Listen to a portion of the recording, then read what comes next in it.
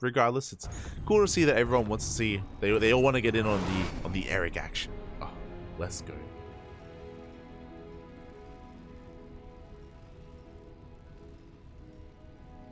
As spawning in the bottom right hand corner of Neo Humanity, we have the South Korean Terran player. Oh, let's go. The South Korean Terran player representing himself, the Red Terran. It is GuMiho.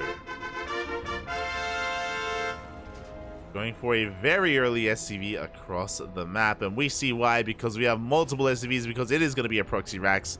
Meanwhile, spawning in the top left hand corner of Neo Humanity, we have his opponent. We have the Brazilian Zurich player representing the CranKy Ducklings. It is Erik. I'm getting deja vu. So I believe it was a couple of weeks ago in 174 where GuMiho did proxy Rax on this very map on Neo Humanity against Erik, and Erik did defend. He did take a map off of GuMiho, but this is going to be a little bit more intense because GuMiho is going for a proxy 3 Rax. Oh boy, Erik did go for a hatch pool gas opener. Thankfully, it was a 15-15. With this, he will have access to earlier lings and earlier queens than normal, so this is a good thing to do against GuMiho because he is prone to cheese and prone to be aggressive. Oh, but, alas, is Erik going to be able to react in time? He does have an Overlord parked outside the natural, so he will see the bunkers as they get thrown down, but as this is a proxy 3-Rax, he's going to be very committed from GuMiho. He is just going to be waiting a little bit longer before diving in with his SCVs. Again, ideally, GuMiho is going to be making this look as if it's a proxy 2-Rax. Here we go, the first SCV has arrived, the other two are a little bit more staggered. Lings are on the way, queens as well. Erik doesn't take the bait, he doesn't. Oh, there we go, he is now pulling the boys, but the other two SCVs do reveal themselves. At this point, we have to commit. That first bunker is within range of the hatchery. Oh, but the Marines do focus down those lings. Oh, no. Oh, no. The bunker will finish. This is getting a little bit out of hand. The spine gets thrown down, but GuMiho is now going to be threatening that hatchery.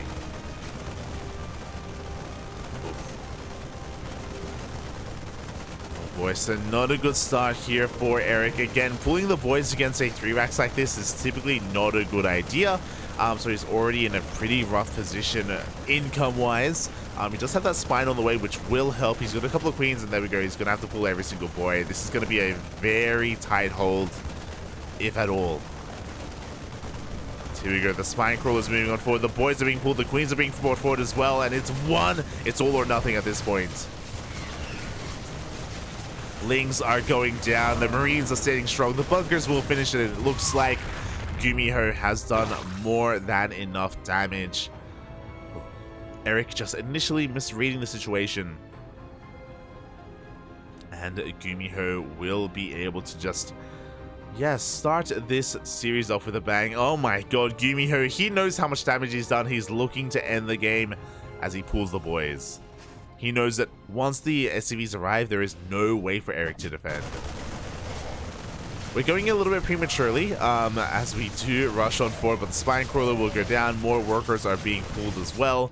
But the reinforcements, the cavalry has arrived, and Erik has more than enough to overwhelm. GG gets called. And GuMiho will take game number 1. Oh, GG.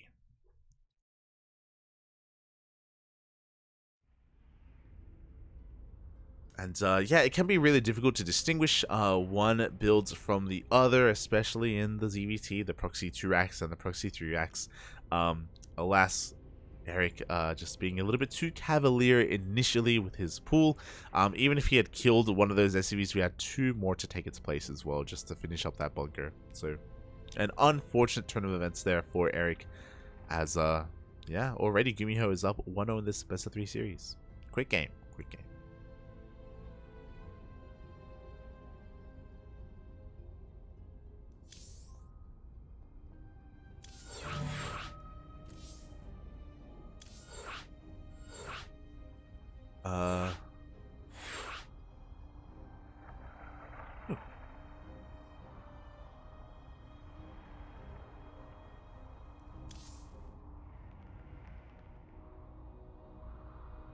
Thankfully, we are getting into this. Let's go. I was worried the game was about to start. I was very concerned, very concerned. Shout out to Erik, shout out to Erik. He got me in, he got me in.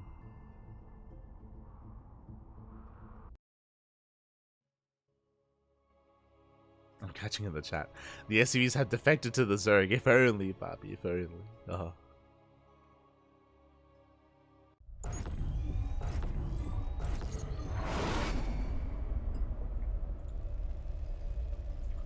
And here we go, spawning in the top right hand corner of Royal Blood. We have the South Korean Terran player currently leading the series 1-0. The Red Terran. It is GuMiho. And spawning in the bottom left-hand corner of Royal Blood, we have his opponent. We have the Brazilian Zerg player representing the CranKy Ducklings. It is Erik.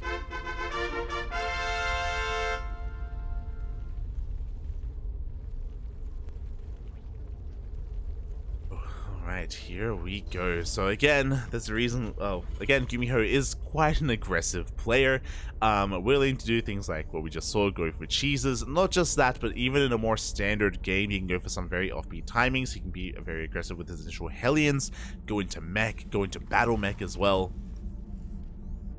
Boy. So we'll see what he has in store for us in game number 2. Meanwhile, Erik can get into his own opener quite happily. This time, the SCV is back at home. This time there is no proxy. Erik is free to expand and play out a game from here. Ooh. GG. GG in that last game.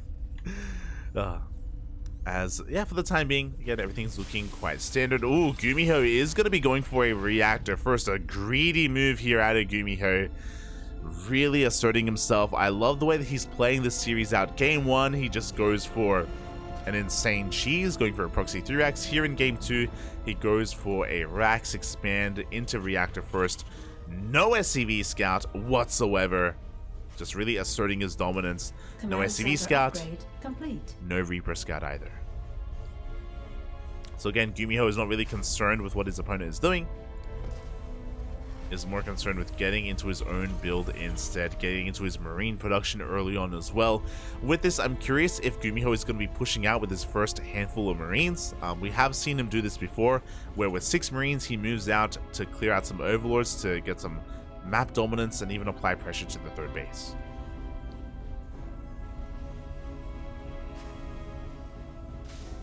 As Erik is again just going to be looking to saturate his bases, spread some of that creep as well, eventually get into a third base. Erik can be a very wild player, but this early on, not really one to go for a 2-base all-in.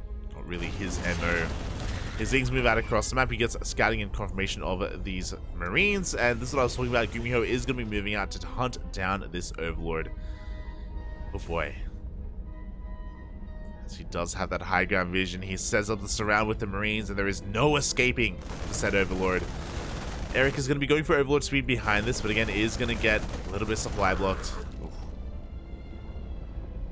So the overlord does go down, and GuMiho is going to be looking to hunt down some more. Looking for some more overlord. Oh no! We're still 10 seconds away from overlord speed, and GuMiho looks like he will come across that overlord. 3, 2, 1. It looks like overlord speed is just barely going to kick in. Whew. And Erik gets the hell out of there. Meanwhile, he's going to be going for some 2-base play, but the Hellions, oh, they are looking to dive in if possible. Queens are brought forward. Lair has started. The Marines are looking to start us at 4. They almost get a queen. Oh no! Oh, he wants it. He wants to know. Oh, and the queen will go down. The Hellions will be able to take down the second queen as well. And this is too much. He can just ignore the queen. Yep, he dives on in, goes straight for the mineral line. And this is getting far too out of hand. The drones are lining up as the Hellions just go straight into the main as well. There's nothing else here. GuMiho just being hyper aggressive at the start of the game is doing so much damage. Scouts the lair, sees the gases. And GuMiho has done almost game-ending damage.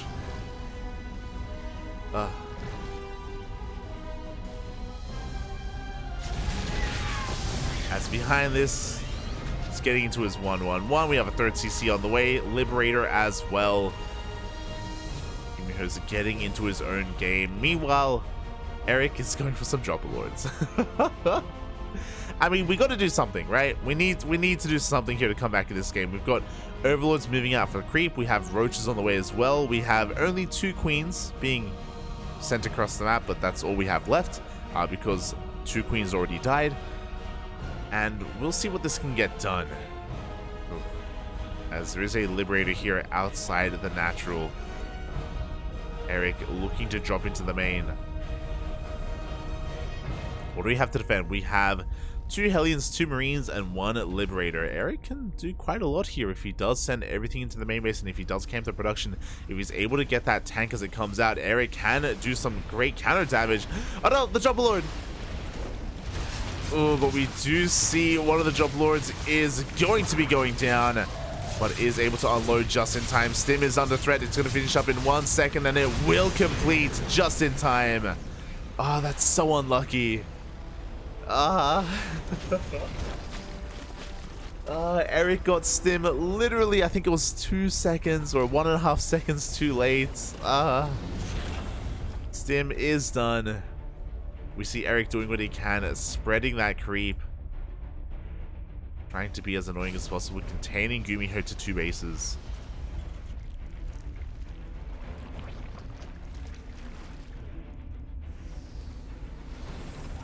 GuMiho, you've seen this before. Is going to be cleaning up the creep there with one of those, with the scan. But that will not slow Erik down. Meanwhile, back at home, Erik is trying to resaturate his bases. We have our 3rd base on the way, 1-1 on the horizon as well. It's going to be close. Erik wants to try to get back in with his Dropper Lords, but there is a Viking and a Liberator there to stop him.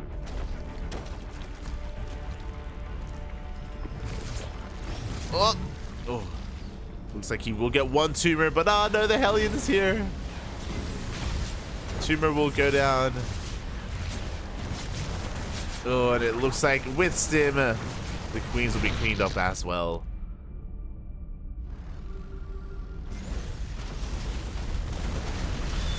The Roaches are doing what they can, but the macro of GuMiho is just a little bit too good. We have so many Marines available. We have our tanks as well. Erik trying to force as many scans as he can. And Erik can hit a pretty strong timing with 1-1, to be fair. 1-1 is about to kick in.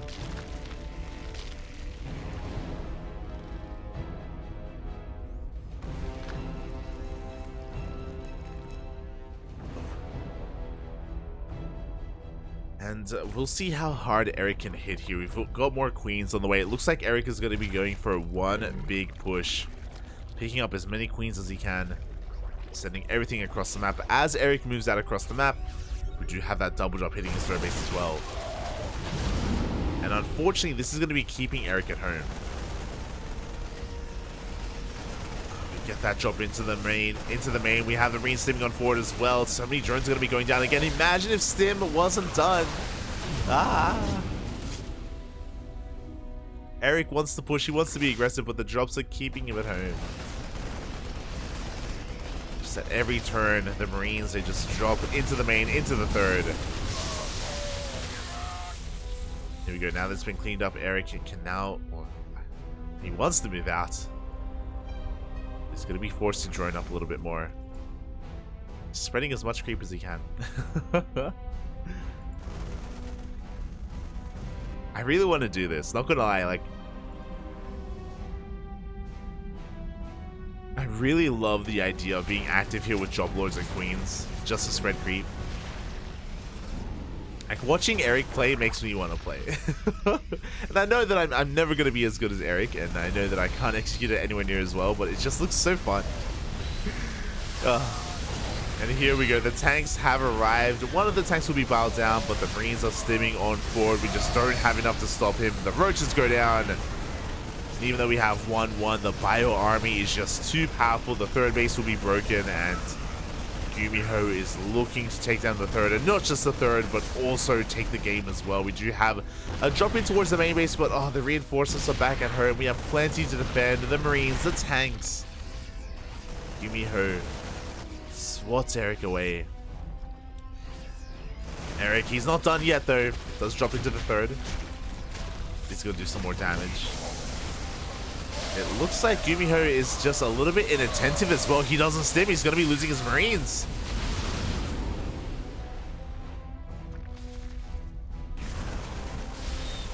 Some nice counter damage done by Erik, but he still needs to do more. He killed 21 workers. It's crazy. 21 SCVs have gone down. Very impressive stuff. But alas, Erik is still down 20 workers. That just goes to show how much damage GuMiho has been doing this game.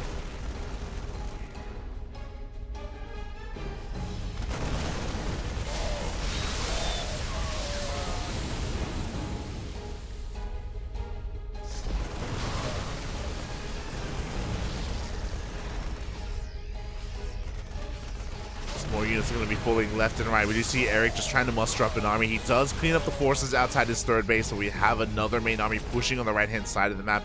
Burrow is going to try and get past this, and it looks like Erik will be able to go for a bit of a counterattack. But Erik, he can't hold on to his forward. Slash third. The army has arrived. We do force a cancel. At the same time, Erik does go for the counterattack, but we have reinforcements back at home. The main army for GuMiho. This time he should be looking, he should be paying attention, and there we go. We have this then. GG gets pulled, and GuMiho will take game number 2 and the series. GG. Again, GuMiho is aggressive like none other, and just constantly in Erik's face. With what little he has, with Hellions, with Marines, with tanks, Liberators, you name it. But GG, well played nonetheless. A good effort by Erik, as we just announced the score.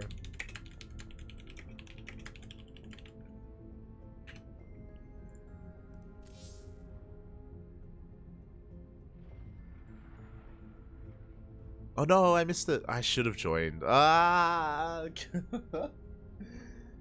no.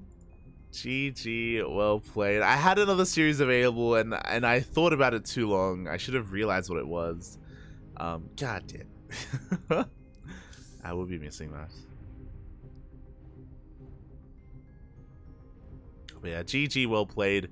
GuMiho does move on to the brackets. My condolences to Erik, as alas that is where his run ends, but he had a really good showing. And I'm sure, again, it's one of those things where, again, give him someone else. Give him any other Terran player. Give him any other Korean Terran, and I'm sure Erik will have a little bit more success. But alas, GG, well played to GuMiho. Well played. Meanwhile, I did miss out on game 1 between Vindicta versus DRG, unfortunately. They did just start, and I had the option to join, but I waited one too many seconds, and they have begun already, so... Bit of a feels bad, man. I really would have loved to have casted Vindicta versus DRG. Would have been amazing. Would have been actually amazing.